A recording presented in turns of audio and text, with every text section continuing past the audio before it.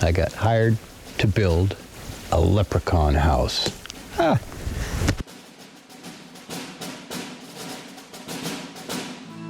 So we've got another part to our leprechaun story. I'm building a jacket for him.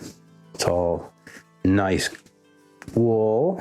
I've got the body of it's all stitched up. I got the hood attached just last night, and I still have it pinned. So take its form. I'm going to trim it up with some a blanket stitch around the perimeter.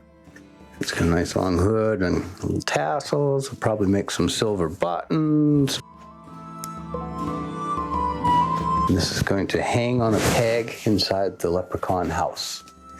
And probably some squirrel or raccoon or somebody will come along and figure I made it for him. Or her. Actually, the pattern is based off of French capote, and I used the 18th century style pattern with the seam, shoulder seams are actually almost on your shoulder blades. They come way back. So it's a neat little pattern. Just like my big coat. I don't know if you guys saw that, but I made a great big gray one like it. Be a very stylish fellow in the woods, picking mushrooms and so forth.